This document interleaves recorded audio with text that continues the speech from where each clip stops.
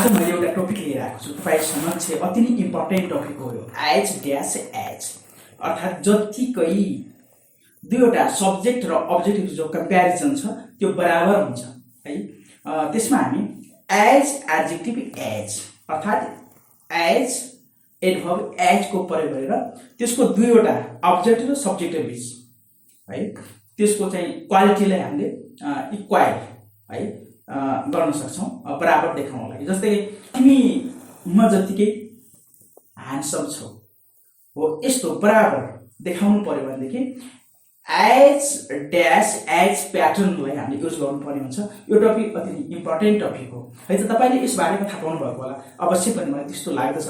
तर तपाईले आजको यस टपिकबाट अझै एडिसनल कुराहरू तपाईले गेन गर्न सक्नुहुनेछ है। त्यसबाट तपाईले क्लियरिफाई हुनुहुनेछ। यसलाई यस भिडियोलाई तपाईले अन्तसम्म हेर्नुपर्ने हुन्छ। आज अति नै इम्पोर्टेन्ट टपिक मैले लिएर आएको छु। अवश्य पनि तपाईले साथ दिनुहुन्छ भन्ने मैले आशा पनि गर्दछु। अब यहाँनिर अहिले हेर्नुहोस् एज हेल्पफुल एज जतिकै सहयोगी है दुईवटा जस्तै आई एम जस्तै she is as helpful as you उनी तिमी जतिकै सहयोगी छिन् है यस्तो भन्नु पर्यो। एउटा बराबर इक्वल रूपमा चाहिँ हामी कम्पेरिजन गर्नु पर्यो भनेदेखि एज एडजेक्टिभ एज को प्याटर्न प्रयोग गर्नु पर्ने हुन्छ। एज एज जतिकै राम्रो सो एक्टिभ एज। अब यहाँनिर हेर्नुहोस् सो एक्टिभ एज भनेको यहाँनिर सो यसको ठाउँमा सो छ। यो कस्तो अवस्थामा हुन्छ भनेदेखि जब सेन्टेन्स नेगेटिभमा हुन्छ पहिलो एजले सो बनाएर राख्न सकिन्छ है। She is not so active as him उनी उ जतिकै एक्टिभ छैन हो। यस्तो नेगेटिभ फर्ममा राख्नु पर्यो भने सो राखिन्छ। फर्स्ट एजले सो बनाउनु पर्छ। तर एउटा अप्सन के छ भनेदेखि तपाईले सोको ठाउँमा एज पनि राख्न सक्नुहुन्छ है। एज एक्टिभ एज नेगेटिभमा राख्नु फरक पर्दैन। तर एजको ठाउँमा सो पनि राख्न सकिन्छ। र मैले भन्नु खोजेको कुरो के हो भनेदेखि सोको ठाउँमा एज राख्दा पनि हुन्छ प्राय एज नै प्रयोग गरिन्छ। तर कहिलेकाहीँ हामीले सोबाट पनि गर्न सक्छौँ सेन्टेन्सहरू नेगेटिभमा बनाउन सक्छौँ। त्यसमा केही पनि फरक पर्दैन। एज केयरफुली एज है जतिकै होसियारीपूर्वक। अब यस्तो एडभर्ब हो यो एडजेक्टिभ एडजेक्टिभ एडजेक्टिभ यसरी एज र एजको बिचमा एडभर्ब या एडजेक्टिभ राखेर सेन्टेन्स बनाउन सकिन्छ। अब हेर्नुहोस् केही इक्जाम्पलहरू तपाईँले मैले दिन गइरहेको छु र इक्जाम्पल तपाईँलाई स्पष्ट हुनेछ एकदम तपाईँले क्लियरिफाई हुनेछ यसको बारेमा हेर्नुहोस्। ऊ तिमी जतिकै बुद्धिमान छ है त। तिमी जतिकै अर्थात् तिमी र उसको जो बुद्धिमत्ता छ त्यो बराबर छ भन्ने कुरोको अर्थ दिन्छ यसले। He is as smart as you ऊ छ एज स्मार्ट एज जतिकै बुद्धिमान यु तिमी जतिकै बुद्धिमान ऊ छ अथवा ऊ तिमी जतिकै बुद्धिमान छ। यसरी उनी तिमी जतिकै मूर्ख छैनन् है। यहाँ नेगेटिभ फर्ममा आएको छ नेगेटिभ सेन्टेन्स हो यो। She is not as foolish as you है उनी छैनन् एज फुलिस एज यु तिमी जतिकै मूर्ख उनी छैन उनी तिमी जतिकै मूर्ख छैन भन्ने अर्थ यसबाट आएको छ है त। जस्तै यहाँ छ सो अघि हामी पनि डिस्कस गरेका थियौँ। यसको एजको ठाउँमा हामी सो पनि राख्न सक्छौँ एज पनि राख्न सक्छौँ। यहाँ सो राख्दा पनि हुन्छ। सपना जति सुन्दर छिन् त्यति विपना छैन भन्ने अर्थ यसबाट आउँछ। अर्थात् दुईवटाको बिचको जो तुलना छ कम्प्यारिजन छ त्यो के छ त फरक छ है। के छ त कम र धेरै छ। यस्तो अवस्थामा नेगेटिभ सेन्टेन्समा राख्न सकिन्छ। Bipana is not so beautiful as Sapna is. Sapna जति सुन्दर छिन् त्यति विपना छैनन् भन्ने यसको अर्थ आउँदछ। र यो पहिलो सोलाई नेगेटिभमा भएकोले यो सो एजले सो बनाइएको छ। यो हामी पहिले नै डिस्कस गरिसकेका छौँ।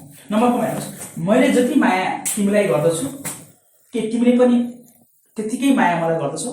यहाँ क्वेसनमा भएको छ यसको question do you love me के तिमीले मलाई माया गर्दछौ एज मच एज जतिकै आई डु जति मैले गर्छु जति मैले माया तिमीलाई गर्छु के त्यतिको माया तिमीले मलाई गर्दछौ भन्ने यसरी अर्थ आएको छ। यसरी हामी यस्तो खालका सेन्टेन्सहरू यो प्याटर्नबाट हामी लिन सक्छौँ। नम्बर 5 हेर्नुहोस् उनले जति सक्छिन् त्यति नै पैसा तिमीलाई दिन्छन् जति सक्छिन् त्यति नै दिन्छन् है। त्यस्तो अवस्थामा एज एडजेक्टिभ अनि नाउन एजको प्रयोग गरिन्छ। जति पैसा, जस्तै मच मनी भनेको जति धेरै पैसा भनेको अर्थ हुन्छ। सी गिभ्स यु, उनले तिमीलाई दिन्छन्। एज मच मनी एज, जति धेरै पैसा सी क्यान, उनीले सक्दछन्। उनीले जति सक्छन् त्यति धेरै पैसा तिमीलाई दिन्छन् भन्ने यसको अर्थ आउँछ। यसै हामी सेन्टेन्स फर्म गर्न सक्छौँ।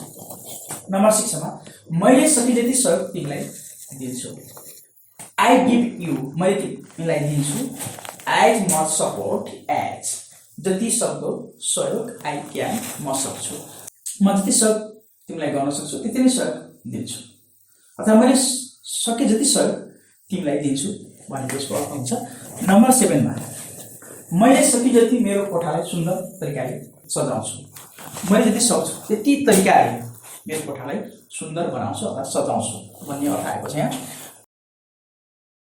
I decorate my room as beautifully as I can, मैले जति सक्छु त्यति नै सुन्दर तरिकाले मेरो कोठालाई सजाउँछु है। यसमा के रहेछ त, यो एडभर्ब है, एडजेक्टिभ या एडभर्ब।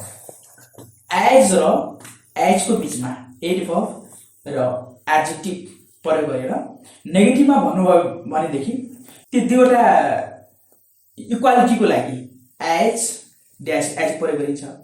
भनेदेखि इनइक्वालिटी अर्थात् फरक छ भन्ने अर्थमा पनि त्यो प्रयोग गरिन्छ ती एडजेक्टिभहरू। जस्तै नेगेटिभ फर्ममा है, जतिकै सुन्दर छ त्यतिको सुन्दर छैन। यसरी हामी अहिलेको यस टपिकबाट जाने प्रयास गर्यौँ है त।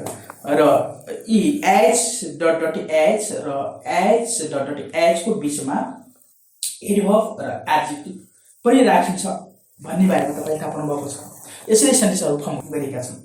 अर्थात् यो एउटा इक्जाम्पल तपाईँलाई मैले दिएको छु र how to use as dash as अवश्य पनि तपाईँले जान्नुभएको छ है त। यसबाट यसकै आधारमा तपाईँले थुप्रो सेन्टेन्सहरू, धेरै सेन्टेन्सहरू तपाईँले फर्म गर्न सक्नुहुन्छ है।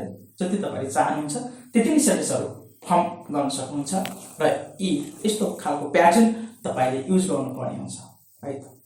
कुनै चिजहरू जत्तिकै देखाउनलाई या जतिको छैन भन्नको लागि यस्ता प्याटर्न तपाईँले युज गर्न सक्नुहुन्छ। अवश्य पनि बुझ्नुभएको होला, अति नै इम्पोर्टेन्ट टपिक थियो आजको है। र यो टपिकले तपाईँलाई अवश्य पनि सहयोग गर्नेछ र यो भिडियो हेर्नुभएको छ, तपाईँले यस भिडियोलाई वाच गर्नुभएको छ। Thank you for this. Thank you. Have a nice day.